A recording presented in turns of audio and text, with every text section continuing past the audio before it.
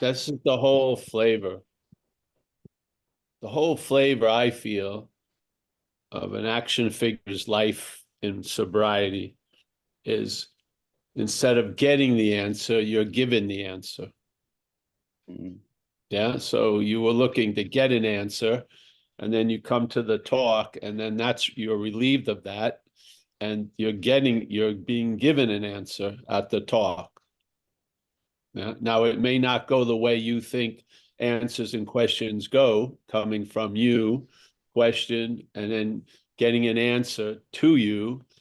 That may not be how it flows, but you're going to get used to the different flow. You probably are already. So there's a being given an answer is much different than getting an answer. Yeah. And this is to me, if spirituality has a posture or a position, it's like, don't know, open-handed. You're just sort of, hopefully, the idea of you being the thinker, especially of these old ideas, allow those old ideas to go, which is, unless you let go of these old ideas, the result will be nil. Which is the oldest of those old ideas, that there's a long-lasting, independent, separate thing called Paul. That's basically the oldest thing, the oldest idea of all. So if you weaken that, you'll lose interest in the other old ideas.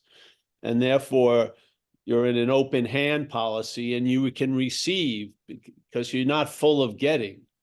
You can receive. You're empty, so to speak. Yes? Yeah, this is a tough thing to describe. The best way would have been like, there's a kid I used to go to school with, Andy Ford, and he would have a thing of like 100-page little paper thing, and he could do art, and it would look, if he moved it, it looked like a little movie. Yeah, always incredible. It was awesome, really. It totally surprised me. This is what you're trying to communicate, is traveling lighter. But once you get the taste of it, you'll recognize that taste. So, it's in giving that we receive. It's not in getting. Yeah. You have it by giving it away. These are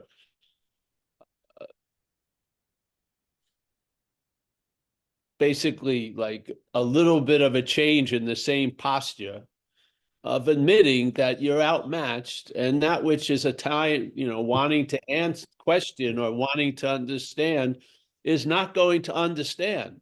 It isn't. Its level of understanding is, you see the great value of the understanding and its handicap. Yeah, you see it. And now you're not relying on this and that. You're relying on that which got you sober, let's call it that, or that has kept you sober for 35 years. Yeah, and a lot of it is just to understand you're fucked, for many people, is more than enough. I mean, there doesn't need to be that more understanding, and that you're not managerial quality. That will work well. It worked. It has worked here for 35 years. Yeah. Now I've been witness to downloads of understandings about what we're not. But the basis understanding in recovery for me was, I'm fucked and I'm not managerial quality. That was it. Yeah. That was sufficient to allow a great change to occur. Yeah. Yeah. And so I can think I understand a lot of other stuff, but that's the concrete basis of the innermost, so to speak, is to admit you're not going to pull it off, sober or recovered, sober or active. Yeah. You're not going to pull it off. We're outmatched. Yeah. We can't even, whatever, believing our condition is in our own hands, we can't see past our nose. So, of course, it's going to produce an anxiety, like a vague feeling of unease, because we're looking for something to rely on, and most shit we've relied on has been unreliable. Yeah, it's just that simple. So this is sort of an admittance and a surrender to that fact. And then something starts appearing in your life that's reliable. Yeah. And yeah, you lean towards it and you keep leaning towards it. And then you're in the habit of being sober and you're in the habit of knowing you're in good hands. Yeah. Yeah. So the thing can't create so much momentum. It just can't. It needs our attention and interest to fuel its little, you know, dreamlike landscapes. And if you lose interest in it, it's like the pang of death to it, really. Yeah. So I do not believe we're blocked off from the sunlight of the spirit. I do believe we believe we're blocked off from the sunlight of the spirit. I do believe that. Yeah. But I do not believe we're blocked off from the sunlight of the spirit. I do not believe you are your own worst enemy. I do not believe we hate ourselves. Just don't. Yeah. I know that feels like something hates us, but I don't see it's us. Yeah. Yeah. So if you're not sober,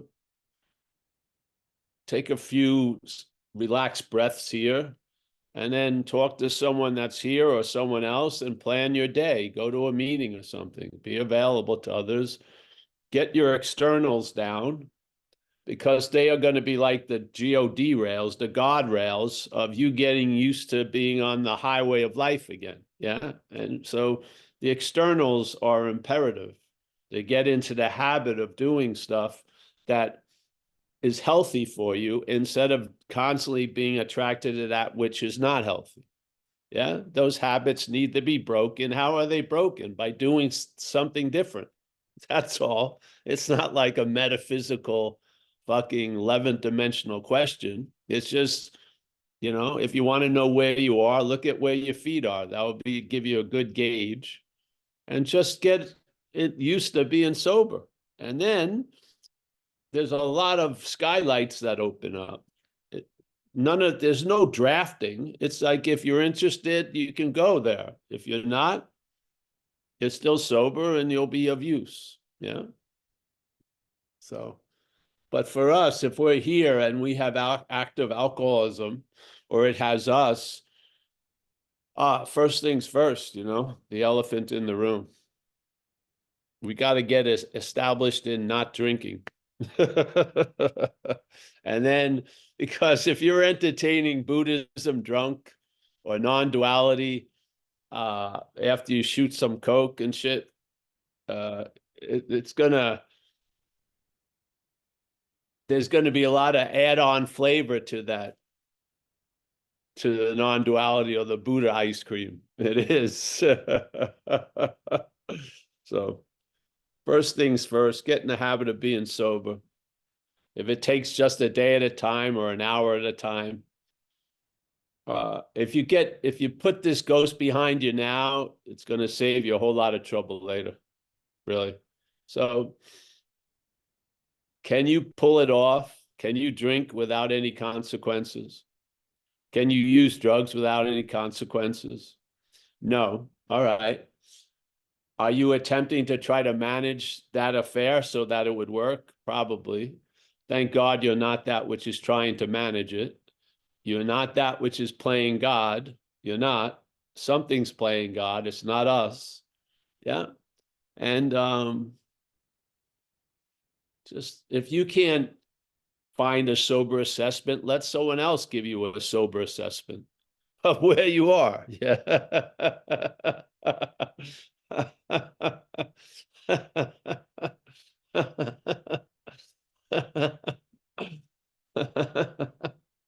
uh, I mean, whatever. So any reading today, Kathleen? I want to actually acknowledge people. You're doing great because you've gone through two of the two of the aspects of the alcoholic trifecta. All you got is New Year's Eve now. You went Thanksgiving and Christmas. It's clear sailing. Just keep rolling down that hill. Get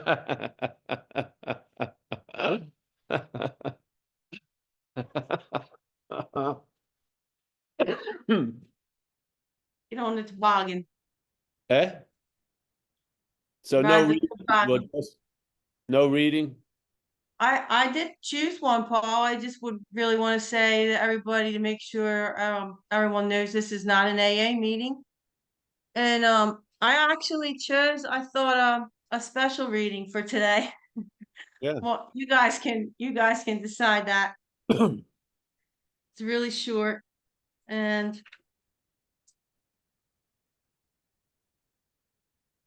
it starts with, oh, where the heck?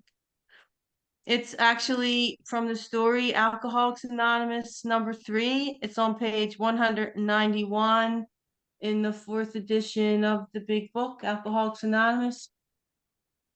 And I'm going to start with, it would be hard, the first full paragraph. You guys with me? Yeah, I'm trying to find the page. Yeah, I'm going to take my time. Let me let you take your time. All right. Okay. It would be hard to estimate how much AA has done for me. I really wanted the program and I wanted to go along with it. I noticed that the others seemed to have such a release, a happiness, a something that I thought a person ought to have. I was trying to find the answer. I knew there was even more, something that I hadn't got. And I remember one day, a week or two after I had come out, a week or two after I had come out of the hospital, Bill was at my house talking to my wife and me. We were eating lunch and I was listening and trying to find out why they had this release that they seemed to have. Bill looked across at my wife and said to her, Henrietta, the Lord has been so wonderful to me, curing me of this terrible disease, that I just want to keep talking about it and telling people.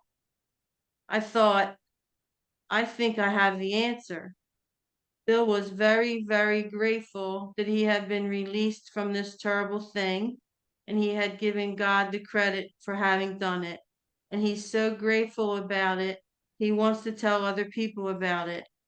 That sentence, the Lord has been so wonderful to me, curing me of this terrible disease, that I just want to keep telling people about it, has been a sort of golden text for the AA program and for me.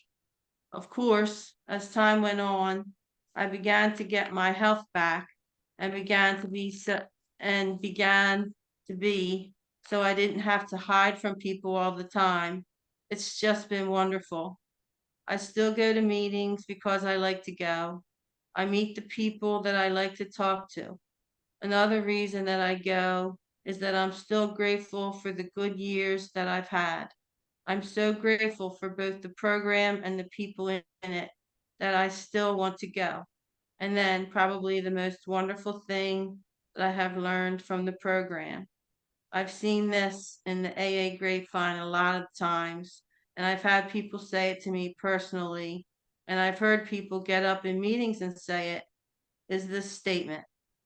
I came into AA solely for the purpose of sobriety, but it has been through AA that I have found God. I feel that is about the most wonderful thing that a person can do.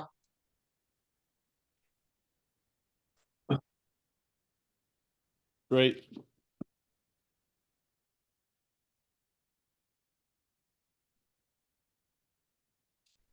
Why do you think in AA they talk about doing gratitude lists? Yeah. Because we're sour when we come in. We're sour. When we get something unexpectedly large, we think it should have been bigger. Yeah. I remember it was so bad, this selfishness and self-centeredness, that for the first few years of my sobriety, I had a little trick I would do. When something went well, I would just go, thank you, God, that's more than enough. Yeah, because I always wanted it more or expected it to be more or longer or better or this or that, which caused me not to have a sense of gratitude, obviously. I mean, I see it in my dog. She got a lot of scraps last night, but she doesn't have a point of where she's satiated and grateful. She just wants more. It's just she's such an innocent thing. It's beautiful in a way, but that's her programming, yes? And maybe it can change, but in us, that programming can change or be changed. It can, yeah? Because we're not a dog in a certain way. So in this program, we do gratitude lists because we're not grateful. That's why we do it. So with a little bit of effort, it's taken a long, long way by this power, remember they always had that feeling, you take one step, it takes 100 steps. It's not a very, quid pro, whatever that statement is. It's not a very, I do this, you do that. I'm willing to do this, and then a lot gets done. Yeah, it's mind-boggling. And then the idea of you may be, are you willing to go to any lengths? How many people have been commanded to go to any lengths in AA? Very few. Yeah. But, going to any lengths was from the old employer, $5.58 at the fucking 7-Eleven, trying to find some coin so you could get something. That's $6, that's going to fucking any lengths. There's not that, if there's a lot asked of us, then there's a lot that's going to be given. I just don't see it. Yeah. I think this is the easiest, softer way.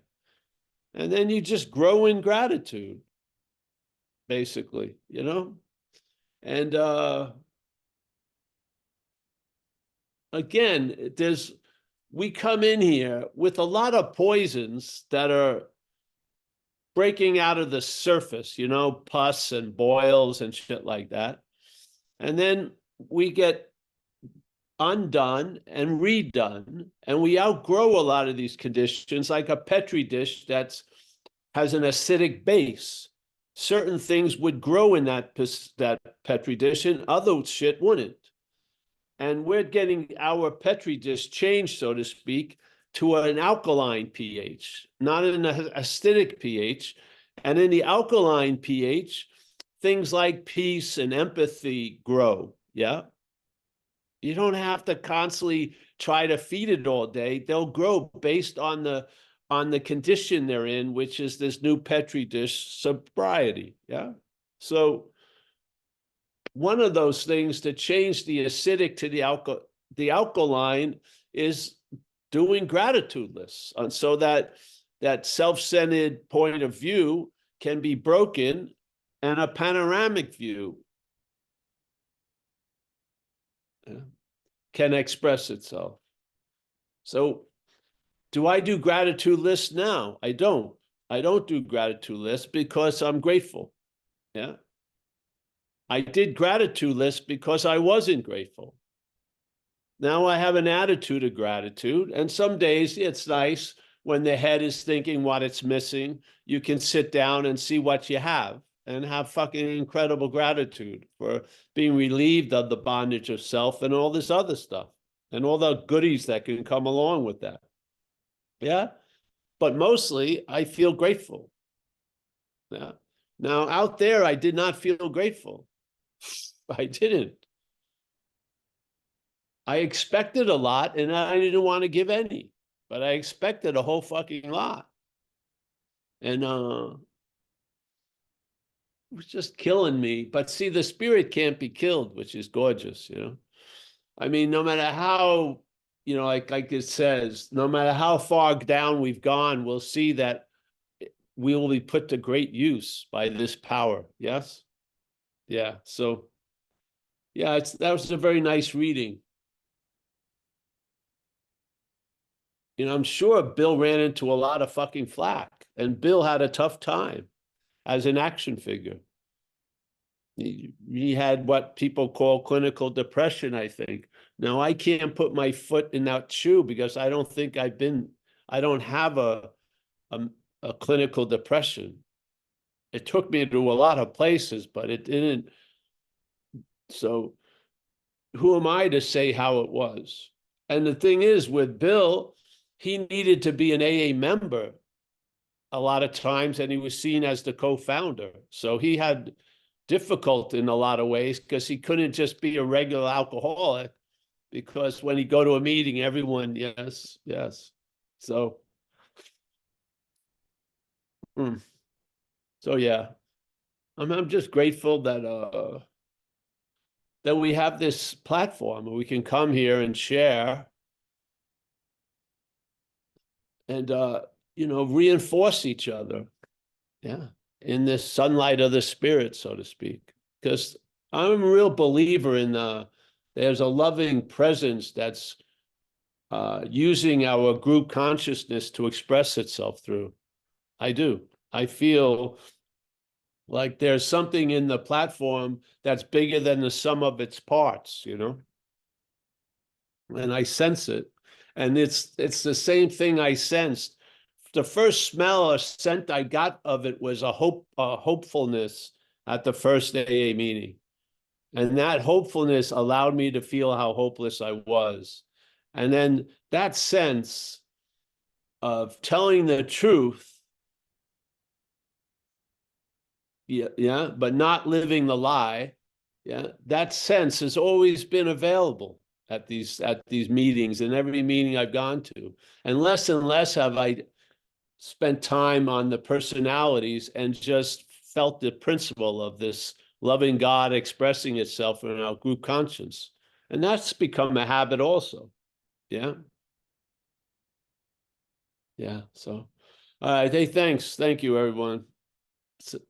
This is probably the biggest present I got for Christmas, is to be able to be sober and show up here on Tuesday. Not bad. Yeah. All right, Kathleen, just. If anyone has a call, anyone has a call they'd like to comment? Share or whatever, or they want Anyone to has speak a about something. word Kathleen can say? Anyone want to say anything to Paul today? I don't know if I want that.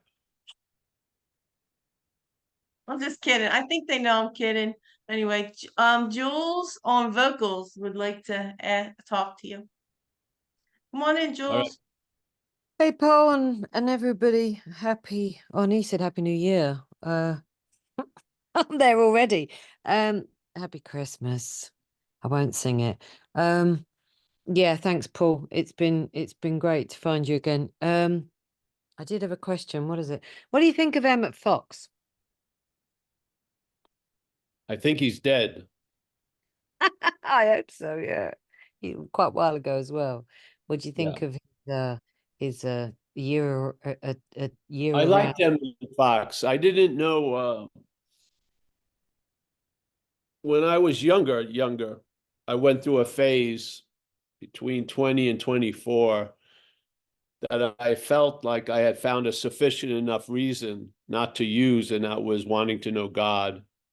And in that period, I got introduced to science of mind, which is sort of where Emmett Fox comes from. This guy, Ernest Holmes, and they used to have radio shows in New York City that I'd listened to by a guy named Eric Butterworth, that they would talk about it and talk a lot about Emmett Fox and his Sermon on the Mount, yes, which is very, very powerful. I didn't go that much farther. The Sermon on the Mount, I think, was the Sermon on the Mount.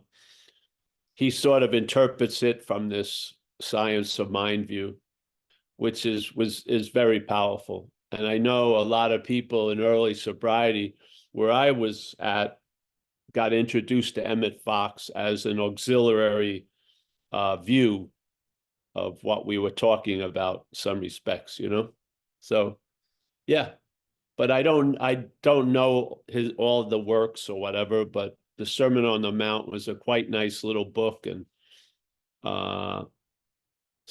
seem to ignite inspiration in here. So yeah. Thanks. Yeah, that's what I'm studying, that Sermon on the Mount. And yeah, I'm loving Yeah. it. I'm Yeah. loving the fact that all the religion's wrong. I love that. Nothing new there.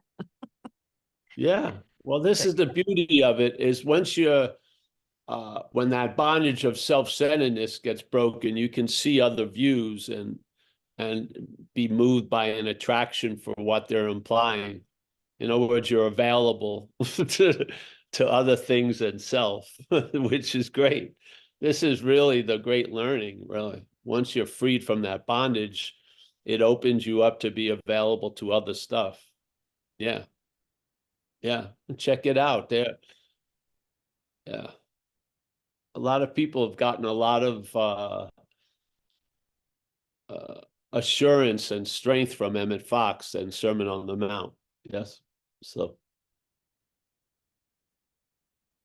Thanks, brother. yeah. Yeah. I have a dog that doesn't know when to stop either. It's quite interesting, isn't it? Gluttonous dog. Well, they clothe all that with a beautiful innocence, so it's great. I know they were there. That unconditional love alongside their gluttony. If only we could learn from them, eh? Yes, I don't think Oh. they ever taste anything. It just goes Or right, just goes right somewhere. I don't see them savoring anything ever, There's but no chewing going on, or very no, little chewing. but they sure like it. Well, we have a retriever. They're known for yeah, they like the food, Labradors and retrievers. Whatever. Yeah. She had a field day. She was intoxicated this morning. She didn't even come and greet me. She had eaten so much stuff because Yeah. we had people over here yesterday. All right. Well, thanks, Jules. Thanks. Yeah.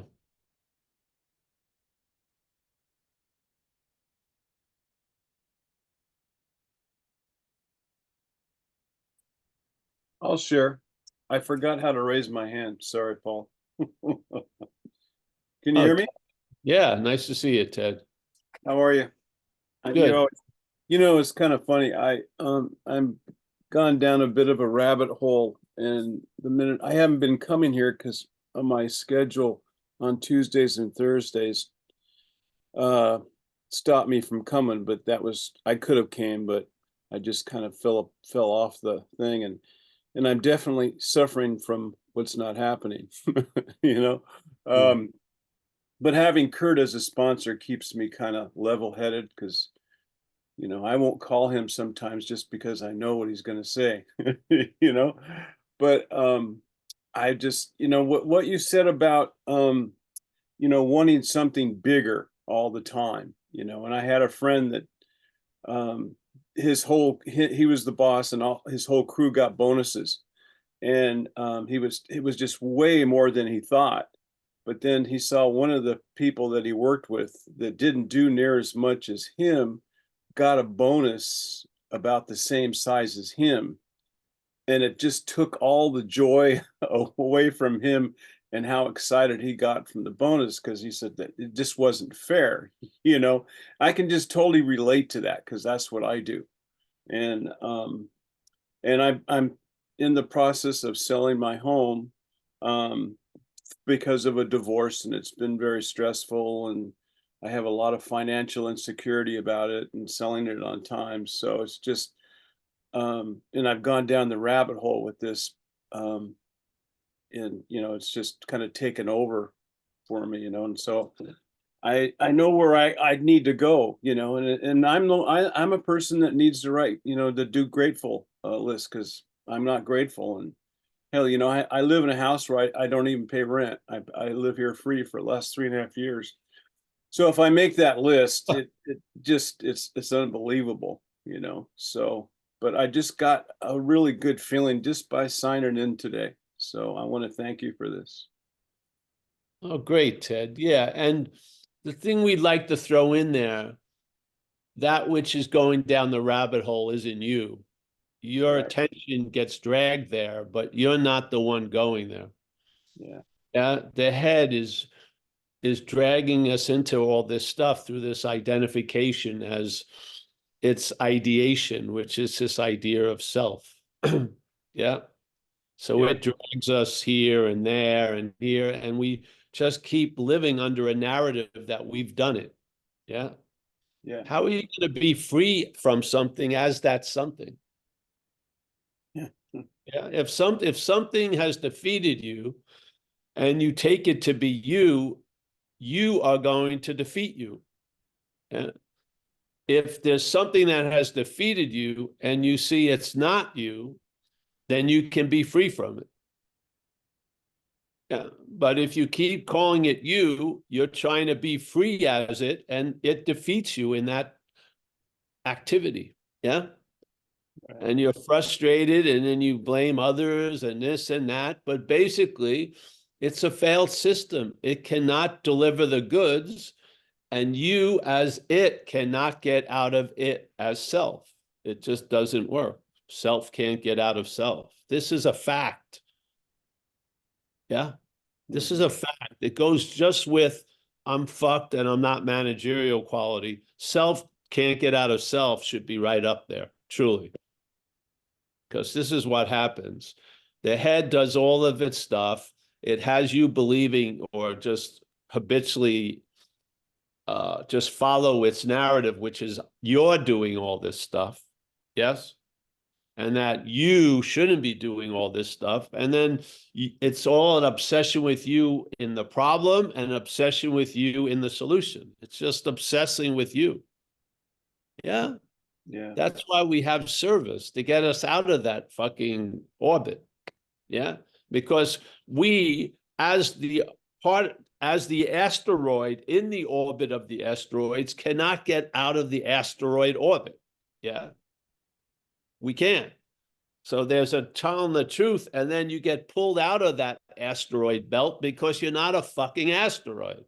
Yeah. Yeah. And then you get relieved, and the relief is interpreted as something has done for me what I couldn't do for myself. Yeah. So I always like the idea of when it says, oh, yes, I've been really this and really that, I'd like to throw in a disclaimer. I'm not that. Yeah. And when you see it's piling up and you're down a rabbit hole, take that rabbit hole to step 6 and 7. Turn it over to this power and let it make what it wants to make out of it instead of you living by what your head wants to make out of it. It's just, yeah. It's the same material. It can be turned into something by the head, which you've had enough of that, or it can be turned into something useful by the spirit. It's just the way it goes. We're like in an event of recycling, literally. Yeah. Yeah. So stay on the operating table. Don't get up. Don't play doctor. Things work out. Yeah. The head wants to play doctor until that which is causing the illness wants to describe a prescription for the illness. It just doesn't work. Yeah. Right. Yeah. So I'm happy, Ted. You're still here. That's the good news. So all these things that could have happened, you're still here. So basically, sobriety is a rock. Yeah. That's one rock in my last 35 years. I have not drank or used in 35 years. So that is a rock in a lot of comings and goings and this and shit. That hasn't changed. Yeah.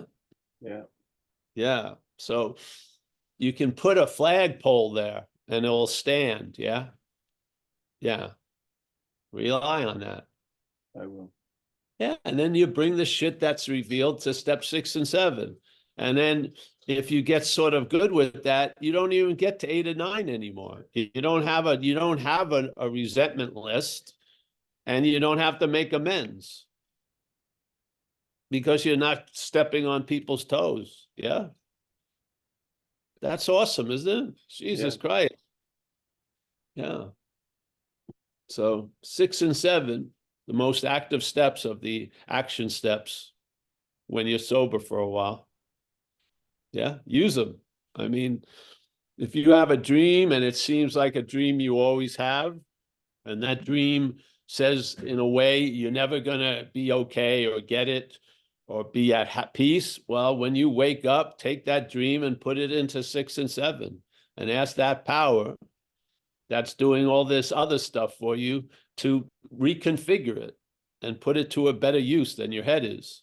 Yeah, it'll keep you busy, man, because what's going to be revealed is a lot about what you're not, or about alcoholism and addiction.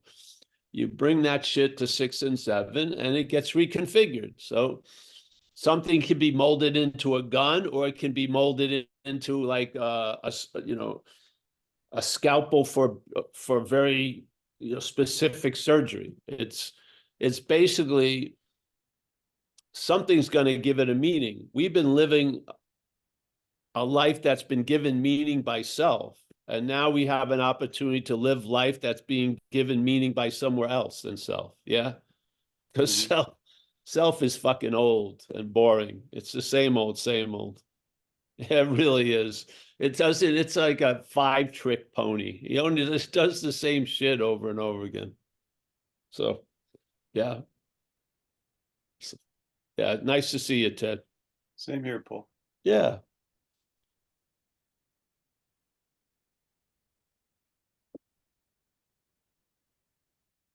All right, I'm just going to, Kathleen, speak about what we're attempting to share as a basis here in this platform, which is page 64, the 3rd paragraph, when the ones who wrote the book, are describing a way to do the inventory process. First, they say being convinced, self manifested in various ways, is what has defeated us. Okay? You're agreed upon that. Now let's look at it. Does self mean us, and does us mean self? Or is self something different than us? So you and I mean, being convinced self manifested in various ways is what has defeated us. So they're diagramming the defeat. Yeah. And they're asking us to be convinced of this recognition before we move to the working aspect of the inventory. So being convinced self, a singular something, is manifesting in various ways, is what has defeated us as the collective. So yes, there's been one alcoholism that has defeated the alcoholics. Yeah, all the different alcoholics have been defeated by one alcoholism. Yeah, an extreme self-centeredness. Yeah, extreme self-centeredness. Any life run on self-will is hardly going to be success. All this stuff. So something foreign to us has defeated us through us. So the foreignness has expressed itself through us, and we have been defeated by those manifestations because one reason is we're calling them ours. Yeah. Most people's resentments, like the guy down the street resents somebody, I'm not seething over that. It's not causing an illness in my digestive tract. Yeah. But the same resentment, if it was mine, would have a huge amount of effect. Yeah. Yeah. So it's this bondage of self. In other words, I am mistaking manifestations of self as my manifestations. This is the simple what we're offering here. Yeah. If you are convinced of that, or maybe just interested in that idea, okay, here we go. We are now going to look at its common manifestations. What do they mean by looking? We're going to do an inventory. Yeah. We're going to go back into the closet and see what's there. So, okay. We are now going to look at its, meaning selves, not us. Us is not self. We're going to look at its common manifestations. The next paragraph, the next on that page, is resentment. And then we know quite well what it describes. It is the killer of most alcoholics more than anything else. This idea of grievance that just festers and we live in it. That's the acidicness of the Petri dish, man. Put some resentment in that Petri dish, throw the word my in there. Wow, it can stay there for a long time. Okay?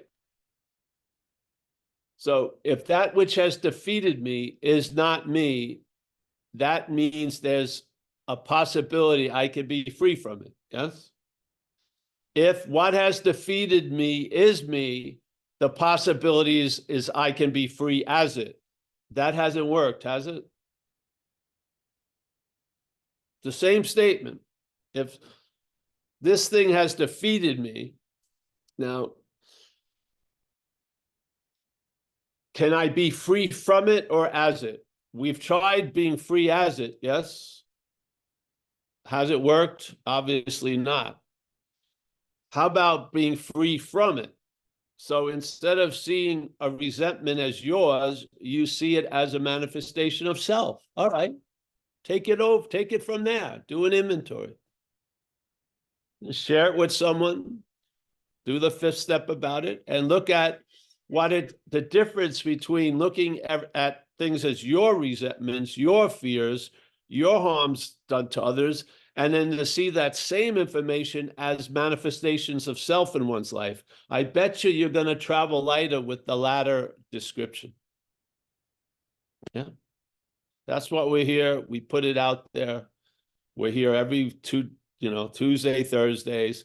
We bang the same drum, point the same direction, because it works. It works. Yeah. I'm an experiment in that Petri dish.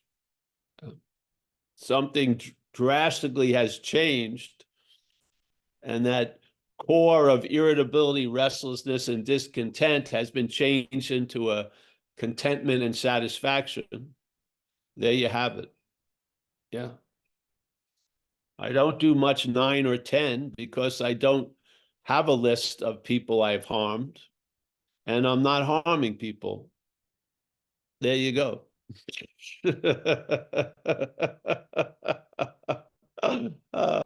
And the maintenance of that is, we're going to try to improve our conscious contact through prayer and meditation. Once you're awake, everything you do is in improving the conscious contact, in a sense. Yeah. There's 2 suggestions, prayer meditations. They're not the only way to improve one's conscious contact. How about being conscious of conscious contact? That will go a long way to improve itself. Yeah. So what is the point of this? After having had a spiritual awakening. Yeah. What has caused that spiritual awakening? A mental diminishment, hasn't it? You've lost interest in self, and in that losing interest in self, you've gained interest in what? I don't know, life. You now are awake to being awake instead of being asleep to being awake. Yeah. When you're constantly self-aware, you're in unconscious contact. Yeah. When you are up the ass of self, when the bondage of self is going off, you, as consciousness, are in unconscious contact. Which what happens? It sets up a possibility of not living, but living in interpretation, because we're unconscious. And someone shared about it, Ted. He seems to be in the world of what's not happening again. That's the world of interpretation. Yeah. How can that ride over the fact of conscious contact? You must be unconscious to the conscious contact. Yeah. That's the bondage of self. The bondage of self seemingly produces, it can't, it just seems like it has, an unconscious condition. We're out to lunch. Yeah. We're out to lunch. Oh, I don't think so. All right. Well, what happens some days when you're at work and then you get home around 7, and at 7 o'clock, your head finally tells you how the day was, and it tells you you had a bad day. So now you're starting to resent people that you think must have caused that bad day. Where were you the whole freaking day? Wouldn't you know you were having a bad day if you were conscious? But we're unconscious, and we wait for the head to interpret our life for us. And it does willingly. Yeah. And it tells us how we are, how we were, how we're going to be, how they were, how they are, how they're going to be. What is that but playing God? Yeah. And now we're living we're in an unconscious contact with this ideation of self that seemingly is affecting the obviousness of being conscious right now. Yeah. No matter how bad I was yesterday or how good I was yesterday, I'm still seeing, hearing, feeling, tasting, touching today. Yeah. Whatever, you know. If whatever you're doing is working, work it. But if you realize that something has you and you're calling its manifestation yours, well, let's stop calling them. Yeah, stop calling resentments your resentments.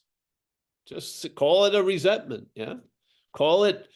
And is the fear that you seem to be in really fear? Isn't it mostly mental anxiety? There is that underlying fear. I'm not going to get what I want or lose what I have, but the head just plays it like an instrument, and it just produces mental anxiety out of that condition of being fearful, because we're not self-sustaining. Yeah. I need food to put in the system. I need love. I need community. I need a belonging, and I may not get those things. Yeah. So there's that fear, and then the head just plays it all day like an instrument. A lot of long fucking drum solos, you know.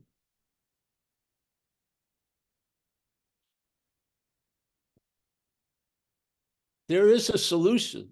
Tell the truth about the problem. You're not it. If you're not it, you can be free from it. If you keep stubbornly believing you're it, you're going to spend a lot of money trying to rehab something that can't be rehabbed. You're just going to be going. This is the spirit. This is when spirituality becomes a consumer market. You're going to be doing tons of shit trying to produce an effect that will not be long lasting, because the programming is going to outshine all of your fucking renovations. Yes? Yeah.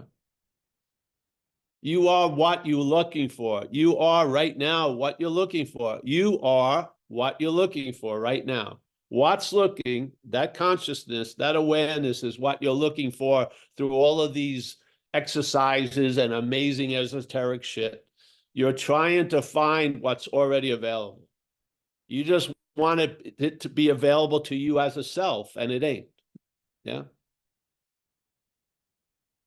The last thing that's going to get that better is that. You realize how many people are ill because they're obsessed about being healthy. Lots of people. Lots of people. If they could send their attention and interest around the corner for half an hour, they probably feel like they feel a lot better than we're just constantly being hovered over. How am I doing? How am I doing? How am I doing? Yes? This is the bondage of self completely. So there's a solution. I hope you find it. Yeah. And if you find it, take that grace that's been made available to check out the problem. Yeah. How could we all end up at the 3 same parking spaces where a lot of us end up? Institution, jails, and death. We're all driving as if we're very unique, but we're not unique. We're alcoholics and addicts. We end up the same places other alcoholics and addicts end up. Surprise, surprise. Yeah. Well, what did that lady say in the reading? Yeah, like Bill W. likes to share this. Well, I like to share this message because the relief it's brought me. Seriously. And I do not think I needed unique relief. I think it's relief that we need, because we're suffering from the same place, that thing, the problem that resides in the mind. Yeah. Yeah. And it's playing God through the mental processes. Yeah. And you want to change thoughts, but you don't want to change being the thinker. If you just see you're not the thinker, the meaning of thoughts are going to change. Yeah. Have you done well changing your thoughts? Have you? Do you have a whole new thought regimen? Maybe if you lived in a completely controlled environment, but once you stepped out of there and other things would show up, the same old thoughts would show up. Same old, yeah? Where is the relief from thoughts? It's in the not being the thinker. If you're the thinker, tell me how you think. If someone says they made that cake, well, tell me how you baked it. How did you measure the ingredients? If you're telling me you're the thinker of those thoughts, telling me how you think, how do you do it?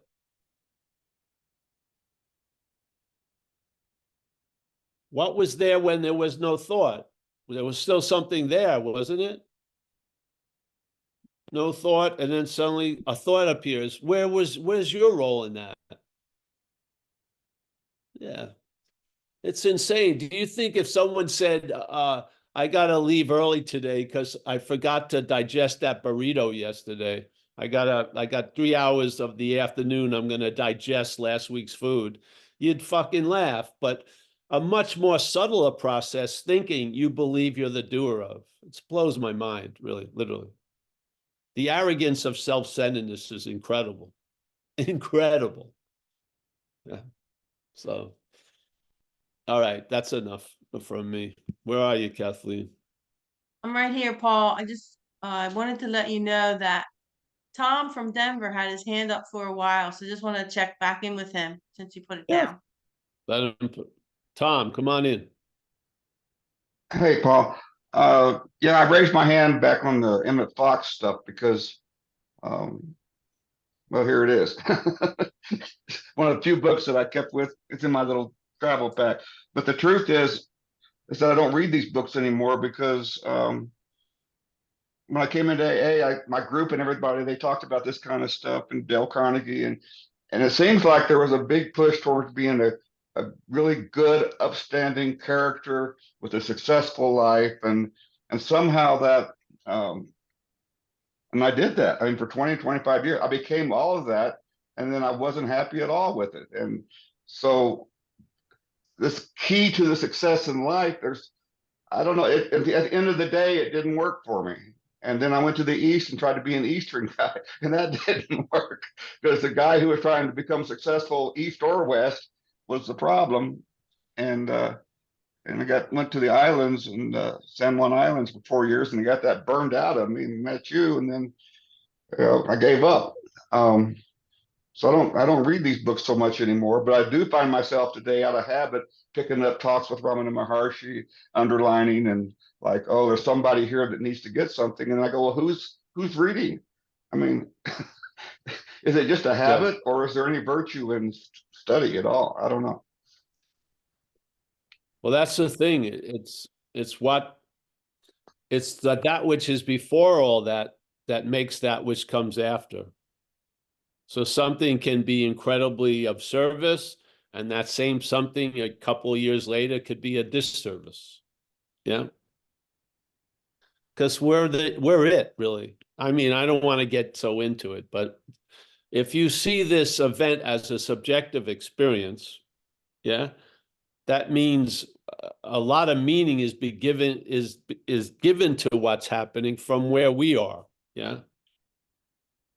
So for something to be given meaning and not respond with its own meaning means it's empty. It doesn't have any meaning.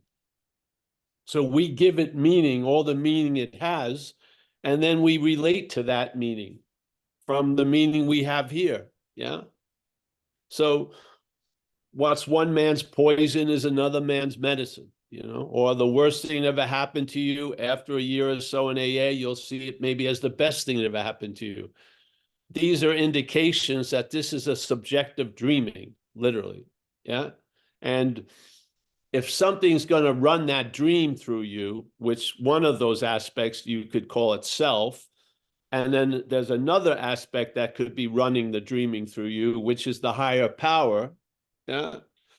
And the effects of being driven or directed by either of them are quite different. Yeah. But the being driven is the same. So we're either being driven by self or driven by the higher power. We're going to be driven no matter what, but there are options of what could be driving us. Yeah. And a lot of us have come to that point. Perhaps there's a better way, trusting the infinite rather than the finite self. So that's the basic dualistic crossroads in a way. We're both going to be blown down some road. There's no doubt about that, but what's going to be blowing us down is the important thing. And many of us who have come through this life of addiction and alcoholism and didn't die are now on a new basis, a basis of trusting the infinite rather than trusting the finite self. How does that show up? You're not taking the thoughts as seriously as you used to, because the thoughts have been commandeered by the problem, which resides in the mind. So the problem actually injects us with its poison through thoughts, yes? So the thoughts are producing this what's not happening, that when we are thrown into a seemingly, in other words, it's appearing to be true to us, unconscious state of ideation of self, then all this shit happens and we have no idea what's going on, and we're blaming outside people and shit like that for what's being caused by somewhere else. Yeah. We're out to lunch, literally. And AA is bringing us into a spiritual awakening so that we can awake to the idea we're not something and see that not something from what we are, which is what we say here as spirit. Yeah. So that's what we're going through in a lot of ways. And some people are in just the beginning of it. So there's a lot of tug of war between the two gravitational fields of self and higher power. Others are in the jet stream of the higher power. Yeah. We're still getting old radio commercials from self, but we're not really buying their product anymore. And we're going with that force, yes. Other people get sucked back into the black hole, yes, but there's always a solution. No matter how far down the scale you went, it doesn't matter. It's always available. You can come back out, get into that jet stream, and then get sucked in the other way. Yeah. And we're being used, hopefully, we're being put to use in this event for that gravitational pull of the higher power to be reinforced at the expense of the gravitational pull of self. Yeah. You know, so we come here, it's like a dry shower. You can sit here for an hour. You get bathed, but you don't feel wet, hopefully. And yeah, and you can have an assurance we're going to be here every week and come and take a shower with us. Yeah. And recognize what you're not, bring it to 6 and 7, and have it reconfigured to serve what we are and to serve others as what they are. Yeah. Yeah. It's a good deal. I mean, you got what time keeps on ticking, you know, it's just, here I am on a Tuesday. There's things, I have time. Yeah. I could fill it up with a lot of stuff. To me, sharing the space with all of us is just a great, it's a boon in my life. You know, it's very potent. Yeah. So, all right. I think that's it, Kathleen, unless we have a question or a share. I think that's it too, Paul. Thank you so much. Oh, you're welcome, honey. Thank you. I love watching Kathleen change and everyone. It's one of the great joys, yeah, of relief is great, but shared relief is even better, so to speak. Yeah, really. And if you're not moved by relief, I mean, relief moves you to share. Obviously, that's what you read in the book. Bill W. was moved to share with people because he had been relieved from this seemingly hopeless state of mind and body. Yeah, hallelujah. Same. You know, yeah. So, all right. Well, I'm going to say goodbye, and we're here at 4:30 today too, Pacific time, under another banner called non-duality. But we have a talk on the afternoon, 4:30 Pacific time every Tuesday also, which is just non-duality is whatever. It just expands the space of sky, so to speak. Yeah. All right. So, all right, John in Florida, nice to see you. Thank you for all the support and hanging out with us all the time. It's great. See, it's funny, eh? You can hang out in Vegas and Florida and Northern Cal and Pennsylvania. Pretty cool. Vegas, Al, nice to see you. Atara, nice to see you, Atara. There you are.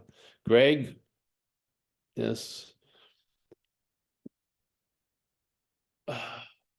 Now, if you weighed, have you gotten more than you've been given? I don't believe so.